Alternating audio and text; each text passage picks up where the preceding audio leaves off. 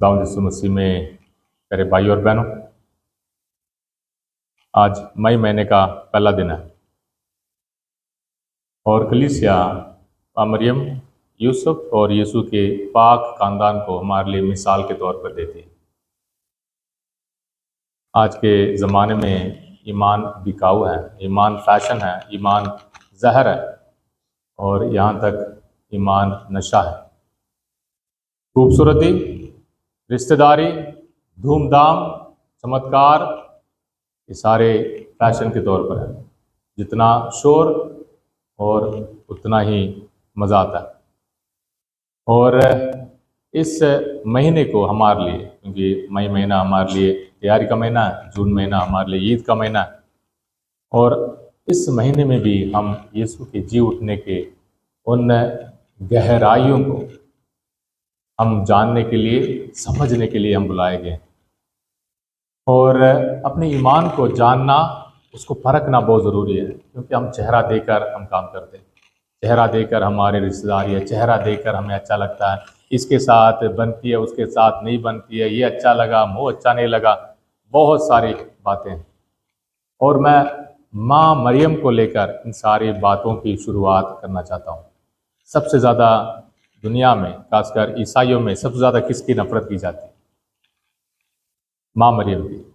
माँ मरियम की नफरत की जाती है। खुदा ने माँ मरियम को चुना इस दुनिया में अपने बेटे को भेजने के लिए। इस दुनिया को बचाने के लिए खुदा ने माँ मरियम को एक जरिया के रूप में चुना, हमेशा के लिए चुना, हमेशा के लिए। उत्पत्ति ग्रंथ से प्रकाशना ग्रंथ तक, उत्पत्ति 3:15, मैं तुम्हारे और औरत के बीच में दुश्मनी पैदा करूंगा। प्रकाशना ग्रंथ उसका 12 बाब, आकाश में एक महान चिन्ह दिखाई दिया, सूर्य के वस्त्र ओढ़े हुए उस औरत को, सूर्य के वस्त्र और तारों का मुकुट पहने हुए, चंद्रमा उसके पैरों तले है। माँ मरियम उत्पत्ति से लेकर प्रकाशना ग्रंथ तक माँ मरियम मौजूद है। पर कलीसिया में फूट और नफरत के कारण सबसे ज्यादा नफरत की जाती है माँ मरियम के साथ। और हमें भी बहुत सारे रोजरी पढ़ते होंगे, रोजरी में आकर बैठते हैं, हमें गाना अच्छा लगता है, दुआ, गौर करना, सोच विचार करना, खुदा में डूब जाना, ये सब हमारे लिए बहुत खास बुलाहट है। इस नफरत से शुरू करना बहुत अच्छा आसान है। नफरत से शुरू करना हमारे लिए जरूरी है, ताकि सच्चाई हमारे दिल में कम से कम बाहर आ जाए। सच्चाई हम में से हर एक के सामने बाहर आएगी, ताकि हम फूट नफरत से नहीं, चेहरे और खूबसूरती, इसको खुश करना, उसको खुश करना नहीं, ना, खुदा के लिए, खुदा के लिए, सिर्फ और सिर्फ खुदा के लिए। आर्च बिशप फुल्टन शी ने कहा, अगर मैं सच्ची कलीसिया को मैं अगर ढूंढता, ऐसी कलीसिया को ढूंढता जो दुनिया के तौर तरीके के बिल्कुल खिलाफ है, खिलाफ, जो दुनिया के तौर तरीके के मुताबिक नहीं जाती ना। आज के ज़माने में फैशन से लेकर शोर शराबा तक, चमत्कार से लेकर भविष्यवाणी तक, हमारा ईमान बहुत बहुत मशहूर है। पर उसकी गहराई में हमारे जख्मों को खुदा के उस सलीबी जख्मों के साथ जोड़ना हमारे लिए ज़रूरी है। अगर हम अपने जख्मों को यीशु के जख्मों के साथ नहीं जोड़ते तो कोई फायदा नहीं, कोई भी फायदा नहीं। हम रोने के लिए, यीशु के साथ वफादारी के लिए हम बुलाए गए। इन सब में अपने ईमान को जानना बहुत बहुत जरूरी है। दुआएं क्यों करते हैं, रोजरी क्यों पढ़ते हैं, माँ मरियम को क्यों मानते हैं, माँ मरियम को क्यों मानते हैं, मूर्ति पूजा क्यों करते हैं? हम इसको मूर्ति नहीं कहेंगे। माँ मरियम हेल्प ऑफ क्रिश्चियंस, 16वीं सदी में जब जंग हुआ और युद्ध में ईसाइयों को बचाने के लिए माँ मरियम ने दर्शन दिया, और जहाज़ों के बीच में माँ मरियम दिखाई दी यीशु के साथ। उसके बाद संत डॉन बॉस्को 18वें 19वें सदी में डॉन बॉस्को ने इसको और मशहूर बनाया। माँ मरियम हमें बचाने वाली माँ है, सिर्फ हेल्प ऑफ क्रिश्चियंस नहीं है, सबको बचाने वाली है, पर ईमान रखने वालों के लिए माँ मरियम बहुत बहुत खास है।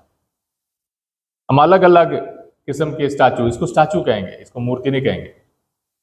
क्योंकि ये मेरी कल्पना की नहीं है, मां मरियम ऐसे दिखाई दी, मां मरियम का दर्शन ऐसे हासिल हुआ, इसलिए हम उसे प्रतिमा कहेंगे, इसको स्टैचू कहेंगे।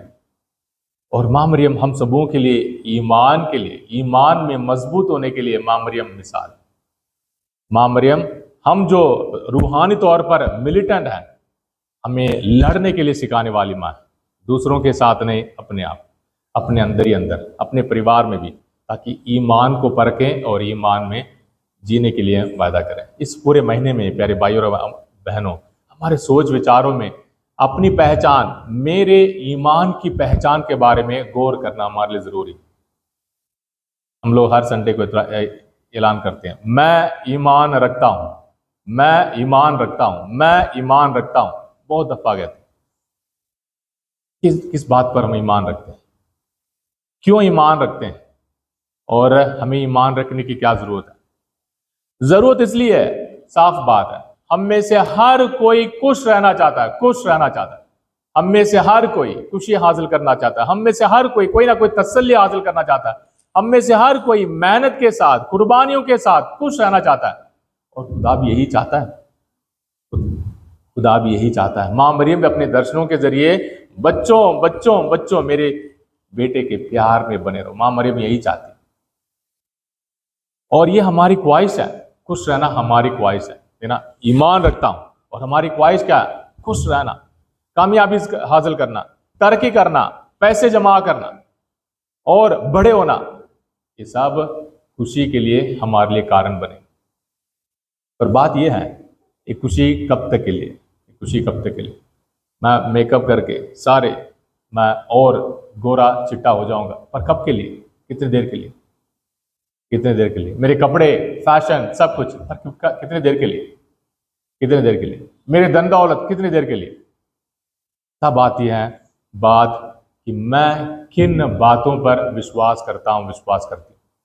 सिर्फ आज के लिए है, सिर्फ एक ऐशो आराम के लिए है, या मेरा ईमान रखना हमेशा की जिंदगी के लिए, हमेशा की जिंदगी के लिए?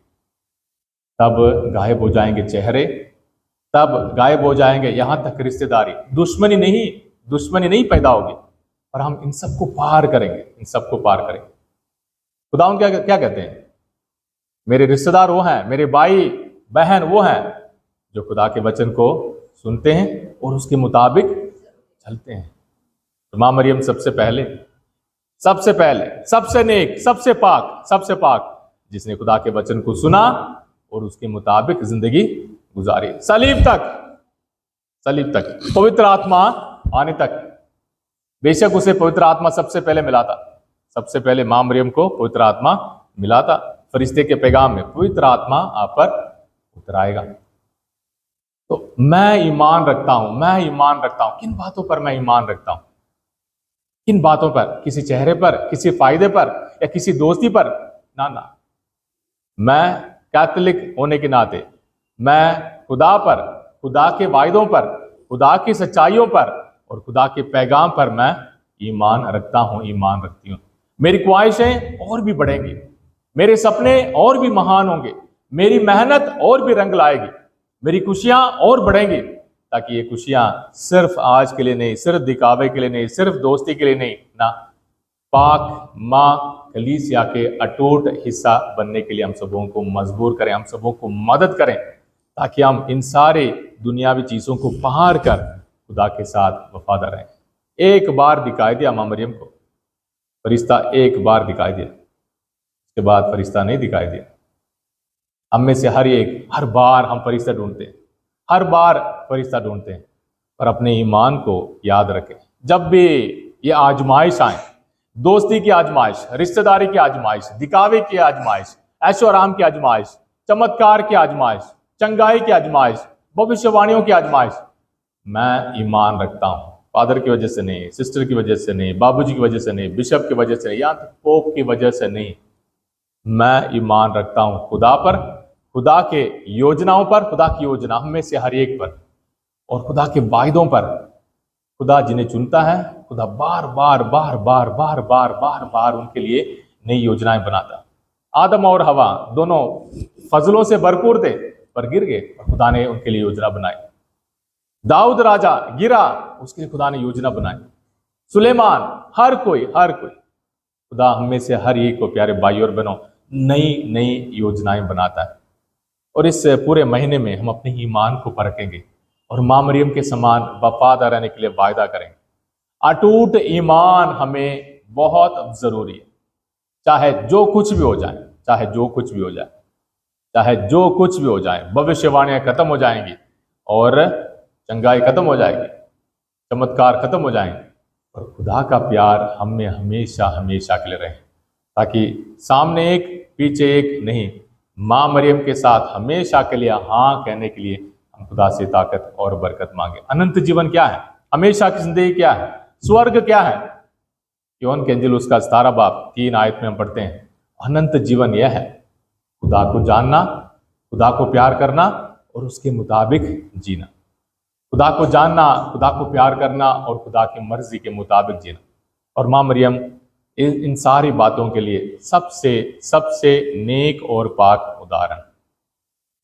आजमाइश आएंगी, गुस्सा आएगा, नफरत आएगी, फूट होंगे, और याद रखें संत यूसुफ के समान चुपचाप अपनी वफादारी और ईमानदारी के साथ आगे बढ़ने के लिए ताकत और बरकत मांगे।